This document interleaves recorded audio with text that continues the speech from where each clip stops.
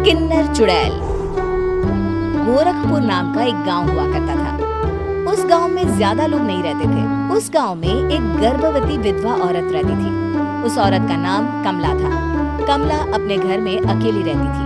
उसके पति की सारी जायदाद उसके नाम हो गई थी, पर सभी गांव वाले उस औरत को मनहूस औरत समझा करते थे और सभी उससे नफरत किया करते थे। एक बार कमला राशन की दुकान पर खाने का सामान खरीदने जाती है। भैया जी, जरा 1 किलो दाल चावल देना। अरे हाय हाय हाय हाय हाय!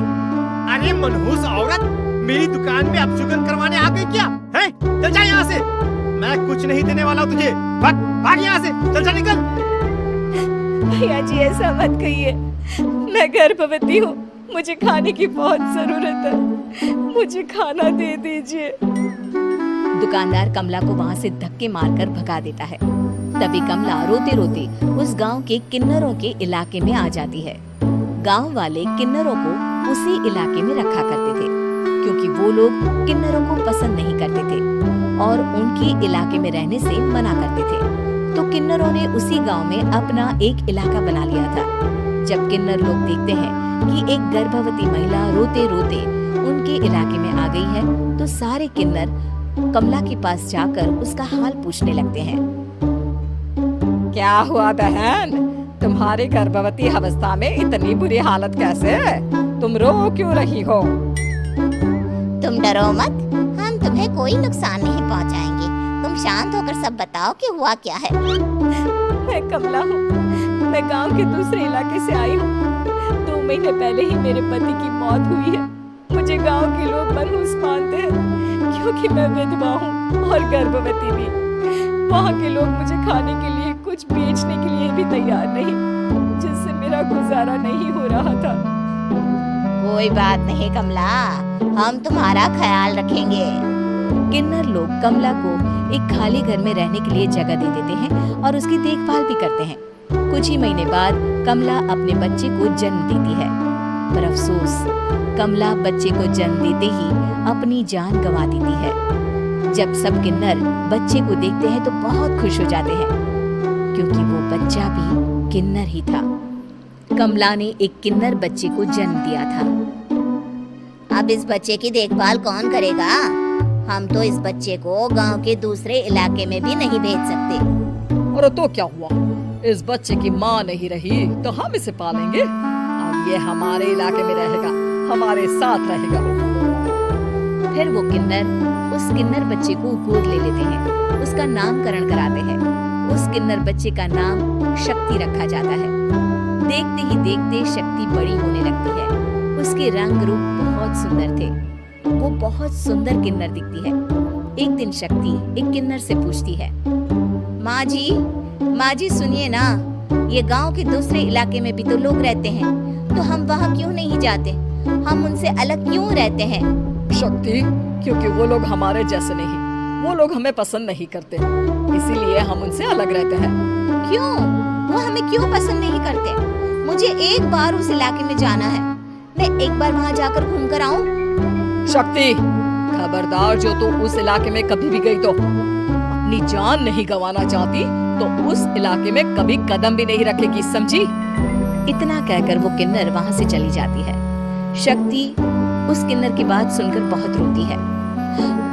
माँ जी ऐसा कैसे कह सकती है? उन्होंने इतनी सी बात के लिए मुझे इतना डांटा। अब तो मैं उस इलाके में जरूर जाऊंगी। फिर एक दिन शक्ति गांव के दूसरे इलाके में चुपके से जाती है।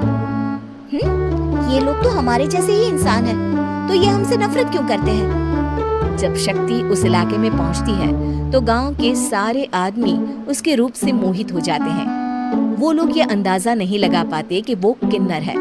शक्ति की सुंदरता देखकर सारे गांव वाले उसकी तारीफ करने लगते हैं। तभी गांव का चक्कर लगाने गांव के जमींदार का बेटा हर्ष वहां पहुंचता है। हर्ष भी दिखने में बहुत सुंदर होता है। जब हर्ष ने शक्ति को देखा तो वो भी उससे मोहित हो गया, और जब शक्ति की नजर हर्ष पर पड़ी तो वो हर्ष को देखकर मोहित हो गई। आपको पहले कभी इस गांव में देखा नहीं। इस गांव में आप नए हैं क्या? जी नहीं, वो मैं बस। तभी शक्ति बोलते बोलते रुक जाती है और मन में सोचने लगती है, अगर मैंने इनको बता दिया कि मैं दूसरे इलाके से आई हूँ तो वो समझ जाएंगे कि मैं किन्नर हूँ, इसलिए मुझे इनसे झूठ ही बोलना पड़ेगा। शक्ति हर्ष को कहती है, जी हाँ, मैं इस गांव में नई आई हूँ, यहाँ अकेली रहती हूँ। वैसे आप कौन है? आप भी इसी गांव में रहते हैं? जी हाँ, मैं इस गांव के जमींदार का बेटा हूँ। आपको किसी भी चीज की जरूरत पड़े तो आप मुझे बता देना, मुझे अच्छा लगेगा। ऐसे ही शक्ति और हर्ष एक दूसरे से रोज मिलने लगते। वो दोनों अपने प्यार का इजहार करने एक दूसरे से मिलने जाते हैं। तभी शक्ति का पीछा करते करते एक किन्नर वहाँ आ जाती है। शक्ति, मैं तुमसे बहुत प्यार करता हूँ। मैं तुमसे शादी करना चाहता हूँ। क्या तुम मुझसे शादी करोगी? हाँ हर्ष, मैं तुमसे शादी करूंगी, पर मैं तुमको अपने बारे में एक सच्चाई बताना चाहती हूँ जो मैंने तुमसे छुपा कर रखी है। तभी उनके बीच में ही वो किन्नर आ जाती है। शक्ति, तेरी हिम्मत कैसे हुई ऐसा करने की? वो किन्नर शक्ति को खींचकर गांव के जमींदार के पास ले जाती है। हर्ष भी वहां शक्ति को बचाने के लिए पहुंच जाता है। जमींदार शक्ति और हर्ष के प्यार के बारे में सुनकर गुस्से में आ जाता है और शक्ति को गांव के बाहर निकालने की सजा देता है। शक्ति ये बात सहन नहीं कर पाती और कुएं में कूदकर अपनी जान दे देती है। जमींदार हर्ष की शादी गांव की एक लड़की से करवा देता है, पर हर्ष इस शादी से खुश नहीं होता। शक्ति अपना बदला लेने के लिए मरने के बाद किन्नर चुड़ैल बन जाती है। अब मैं इन गांव वालों को नहीं छोड़ूंगी, अब इनसे मैं अपने प्यार का बदला लूंगी। किन्नर चुड़ैल गांव वालों को परेशान करना शुरू कर देती है।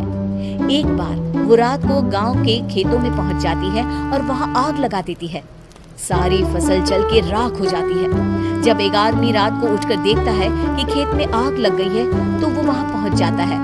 वो देखता है कि खेतों के बीचों बीच एक किन्नर चुड़ैल खड़ी है और वहां खड़े होकर ताली बजा रही है। गांव वाला किन्नर चुड़ैल को देखकर बेहोश हो जाता है। जब सुबह उस आदमी को होश आता है तो वो सीधा जमींदार के पास जाता है। अरे जमींदार साहब, अरे वो किन्नर चुड़ैल ने मेरी सारी फसल जला दी। अब मैं क्या करूंगा? क्या होगा मेरा? जमींदार चुड़ैल किन्नर का नाम सुनते ही सब कुछ समझ जाता है। अब वो बहुत डर जाता है। उसी रात को जब जमींदार डर के मारे अपने कमरे में सो नहीं पाता, तभी वहां अचानक से किन्नर चुड़ैल आ जाती है। किन्नर चुड़ैल जोर जोर से जमींदार के आगे खड़ी होकर हंसने लगती है और ताली बजाने लगती है। जमींदार उस डरावनी किन्नर चुड़ैल को देखकर बहुत डर जाता है। तूने मेरे साथ बहुत बुरा किया, अब मैं तुझे जान से मार दूंगी। नहीं नहीं नहीं नहीं, नहीं। मुझे माफ कर दो, मुझे मत मारो। मैं कभी ऐसा दोबारा नहीं करूंगा। अब तुम जो बोलोगी वही मैं करूंगा।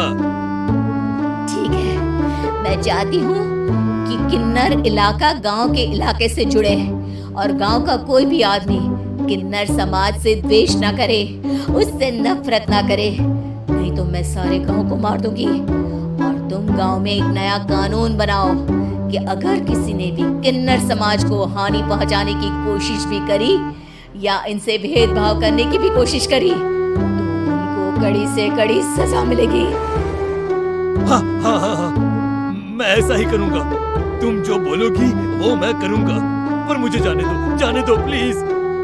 तब वो किन्नर चुड़ैल वहां से चली जाती है। गांव का जमींदार किन्नर चुड़ैल का कहा मानते हुए दोनों इलाकों को एक कर देता है और नया कानून भी लागू कर देता है। तब से वहां किन्नर समाज और बाकी गांव वाले शांतिपूर्वक रहने लगते हैं। अगर आपको हमारी ये कहानी अच्छी लगी तो कमेंट करके जरूर बताएं। और आप ऐसी ही और कहानी सुनना चाहते हैं तो हमारे चैनल को सब्सक्राइब कर बेल बटन दबाएं, वीडियो को लाइक करें और शेयर करना न भूलें।